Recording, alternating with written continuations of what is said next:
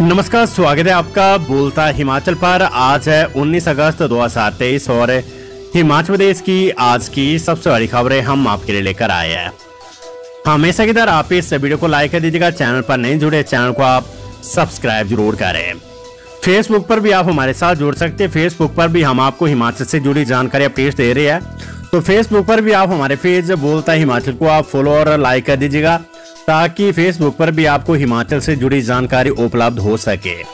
पेश है आज की सबसे बड़ी खबरें। डैम सेफ्टी एक्ट बांध सुरक्षा अधिनियम का पालन नहीं करने पर होगी कार्रवाई, मुख्य सचिव ने मांगी रिपोर्ट। मुख्य सचिव प्रबोध सक्सेना ने शुक्रवार को राज्य सचिवालय में बांधों से पानी छोड़े जाने के संबंध में सुरक्षा मुद्दों पर बैठक की अध्यक्षता की। उन्होंने कहा कि ये प्राकृतिक आपदा लेकिन बांध सुरक्षा अधिनियम 2021 डीएससी और केंद्रीय जल आयोग की ओर से वर्ष 2015 में जारी दिशा निर्देशों की अनुपालना नहीं करने पर बांध परियोजनाओं में विफलता के लिए बांध प्रबंधन की जिम्मेवारी तय की जानी चाहिए। मुख्य सचिव ने संबंधित अधिकारियों को बांध प्रबंधन की लापरवाही के कारण हुए नुकसान पर रिपोर्ट देने के लिए कहा है, ताकि दोषियों के खिलाफ कानूनी कार्रवाई की जा सके। मुख्य सचिव ने कहा कि केंद्रीय जल आयोग की ओर से वर्ष 2014 में आंध्र प्रदेश राज्य के 24 छात्रों के पानी में बह जाने के बाद बांधों से पानी छोड़े जाने और आपदा पूर्व चेतावनी प्रणाली को मजबूत करने को लेकर दिशा निर्देश जारी किए हैं। इस अधिनियम में सभी निर्दिष्ट बांधों की निगरानी, निरीक्षण, संचालन और रख रखाव का प्रावधान है, लेकिन कुछ प्राधिकरण इसकी अनुपालना में विफल रहे हैं। अनुपालना में किसी भी प्रकार की चूक को गंभीरता से लिया जाएगा और दोषियों के खिलाफ कड़ी कार्रवाई सुनिश्चित की जाएगी। हिमाचल की सभी सड़कों में ड्रेनेज और क्रॉस ड्रेनेज बनाना अनिवार्य, उच्च स्तरीय कमेटी बनेगी। मुख्यमंत्री सुखविंदर सिंह सुक्खू ने कहा है कि हिमाचल प्रदेश में बनने वाली सभी सड़कों में ड्रेनेज और क्रॉस ड्रेनेज बनाना अनिवार्य किया जाएगा। इसकी निगरानी के लिए एक उच्च स्तरीय कमेटी और निगरानी टीमें भी बनाई जाएगी। राज्य सचिवालय में मुख्यमंत्री ने उच्च स्तरीय बैठक की अध्यक्षता की। मुख्यमंत्री ने कहा कि ड्रेनेज और क्रॉस ड्रेनेज न होने के कारण सड़कें क्षतिग्रस्त हो जाती है। जिन सड़कों में निर्माण के समय ड्रेनेज नहीं होगी उन्हें पास भी नहीं किया जाएगा। मुख्यमंत्री ने कहा कि निर्माण के समय ही गुणवत्तापूर्ण कार्य से सड़कों की सुरक्षा सुनिश्चित की जा सकती है। उन्होंने प्रदेश में भारी बारिश के कारण हुए नुकसान की विस्तृत रिपोर्ट लेकर अधिकारियों को जरूरी दिशा निर्देश दिए। उन्होंने कहा कि बाधित सड़कों को 24 घंटे कार्य कर बहाल किया जाए। जिला मंडी में बाधित प्रमुख सड़कों को खोलने के लिए अतिरिक्त कार्य बल और मशीनरी की आवश्यकता है। कुल्लू में नदी किनारों पर पानी से भूमि कटाव को रोकने के लिए वैज्ञानिक तरीके से प्रबंधन सुनिश्चित किया जाएगा। इसके दृष्टिगत राष्ट्रीय राजमार्ग प्राधिकरण और लोक निर्माण विभाग को दूरगामी उपाय करने को कहा गया है। मुख्यमंत्री ने कहा कि सभी जिला आपदा प्रबंधन प्राधिकरणों को ड्रोन भी उपलब्ध करवाए जाएंगे। ऐसे मैपिंग व निगरानी के साथ साथ आपदा के समय लोगों को खाने पीने का सामान व चिकित्सा सहायता उपलब्ध करवाने में मदद मिलेगी। प्रदेश सरकार ने राज्य में आपदा प्रतिक्रिया बल की एसडीआरएफ कंपनियों को 2 क्रेन उपलब्ध करवाने का निर्णय लिया है। इससे आपदा प्रबंधन और बचाव कार्यों को तीव्रता से करने में मदद मिलेगी। नए आयोग में मेंबर कम करने की सिफारिश दीपक सानन कमेटी ने सरकार को सौंपी प्रारंभिक रिपोर्ट। पूर्व आईएएस अधिकारी दीपक सानन की अध्यक्षता में बनाई गई कमेटी ने क्लास 3 के लिए नए भर्ती आयोग में मेंबर कम करने की सिफारिश की है। इस कमेटी ने अपनी रिपोर्ट कार्मिक विभाग को सौंप दी और इसे अब मुख्य सचिव को भेज दिया गया है। प्राकृतिक आपदा के कारण मुख्यमंत्री सुखविंदर सिंह सुक्खू की व्यस्तता को देखते हुए कमेटी ने कार्मिक विभाग को रिपोर्ट दी है। ये प्रारंभिक रिपोर्ट है, जबकि कैटेगरी वाइज फाइनल रिपोर्ट अगले महीने आएगी। इस रिपोर्ट में कुल 8 चैप्टर जोड़े गए हैं। इसमें कहा गया कि राज्य सरकार को नई भर्ती की एजेंसी के तौर पर आयोग ही द्वारा बनाना चाहिए, लेकिन इसमें चेयरपर्सन के अलावा मेंबर कम हो। हमीरपुर में भांकिए के आयोग में एक अध्यक्ष और 5 सदस्य थे। रिपोर्ट कहती कि जब इंटरव्यू का काम खत्म हो गया तो मेंबर भी कम होने चाहिए। दीपक सानन कमेटी से रिपोर्ट आने के बाद कार्मिक विभाग ने इसे मुख्य सचिव को भेज दिया है। 22 अगस्त को मुख्यमंत्री सुखविंदर सिंह सुक्खू की अध्यक्षता में कैबिनेट की बैठक होने वाली है। उससे पहले इस रिपोर्ट पर यदि चर्चा होगी तो कैबिनेट में भी इसे लगाया जा सकता है। सरकार ने अब ये फैसला लेना है कि नए आयोग का प्रारूप क्या हो। हिमाचल में 6 और सब मिले 65 मकान है। मानसून सीजन में सामान्य से 42% अधिक वर्षा बादल। हिमाचल प्रदेश के शिमला, मंडी और हमीरपुर में शुक्रवार को 6 और साफ मिले हैं। राजधानी शिमला के समरिल शिव मंदिर में भूस्खलन में दबे 2 और शव मिल गया है। मृतकों की संख्या अब 16 पहुंच गई है। 5 लोग अभी भी लापता है। उपमंडल नादौन के गांव रैल में ब्यास नदी में बही महिला का शव शुक्रवार को कांगड़ा के हरिपुर में बरामद हुआ है। महिला की पहचान शारदा कुमारी उम्र 50 पत्नी राम श्रवण निवासी गांव रैल के रूप में हुई है। उपमंडल सुंदरनगर स्थित BSL नहर में एक युवक का शव बरामद हुआ है। शव की पहचान नहीं हो सकी है। शव किसी आसपास के क्षेत्र के युवक का है या फिर कुल्लू जिले में आई बाढ़ के कारण बहकर यहाँ पहुंचा है, इसको लेकर अभी संशय बना हुआ है। वहीं सांबल पंडो में बादल फटने के बाद लापता 2 प्रवासी मजदूरों के शव भी बरामद हो गया है। प्रदेश में शुक्रवार को 65 मकान ढहे और 271 क्षतिग्रस्त हुए हैं। प्रदेश में 875 सड़कें, 1235 पानी की स्कीमें बंद है। वहीं 1500 ट्रांसफार्मर बंद होने से कई गांवों में बिजली गुल है। NDRF, SDRF और पुलिस के जवान बचाव कार्य में डटे हुए हैं। जिला प्रशासन के अनुसार 5 लोग अब भी लापता है। उधर जिला कांगड़ा के इंदौरा में चल रहा बचाव अभियान शुक्रवार को भी जारी रहा। इस दौरान NDRF की टीम ने बोट के माध्यम से बेला इंदौरा के जलमग्न क्षेत्रों से 54 लोगों को सुरक्षित बाहर निकाला। पेंडिंग रिजल्ट घोषित करने को निकला रास्ता, लोक सेवा आयोग लेगा चयन आयोग की वेबसाइट का एक्सेस। हमीरपुर कर्मचारी चयन आयोग के भंग होने के बाद रुके हुए परीक्षा परिणामों को निकालने के लिए रास्ता निकल आया है। राज्य सरकार ने रिजल्ट घोषित करने के लिए 3 पोस्ट कोड लोक सेवा आयोग को दिए थे, लेकिन हमीरपुर आयोग से रिकॉर्ड अधूरा मिलने के कारण आयोग ने सरकार को वापस चिट्ठी लिख दी थी। रिकॉर्ड को पूरा करने के लिए हमीरपुर कर्मचारी चयन आयोग की बंद कर दी गई वेबसाइट को बहाल करना जरूरी था। अब राज्य सरकार ने इसकी अनुमति दे दी और लोक सेवा आयोग भी इस वेबसाइट का लिमिटेड एक्सेस लेने के लिए तैयार हो गया है।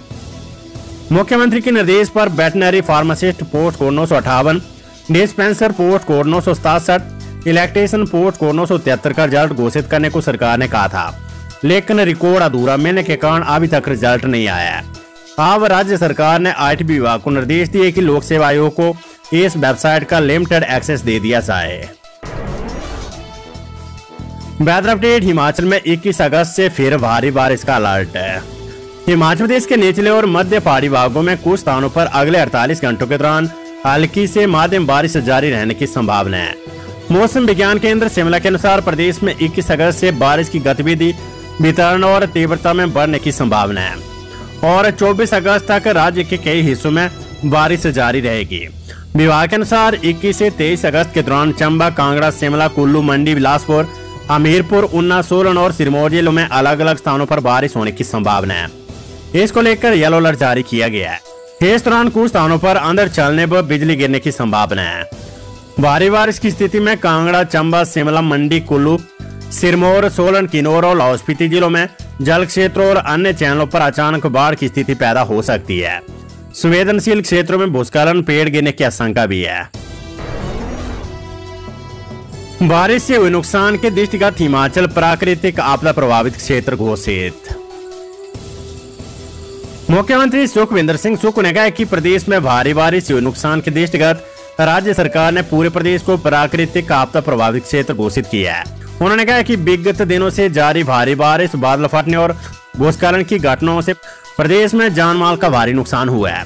राज्य में पेयजल, विद्युत आपूर्ति व्यवस्था व सड़कों सहित अन्य संसाधनों को भारी क्षति पहुंची है। अभी तक राज्य में 12,000 से अधिक घर क्षतिग्रस्त हुए हैं और 330 लोगों की बहुमूल्य जान चली गई है। प्रदेश में अभी तक 10,000 करोड़ से भी अधिक का नुकसान आंका गया है।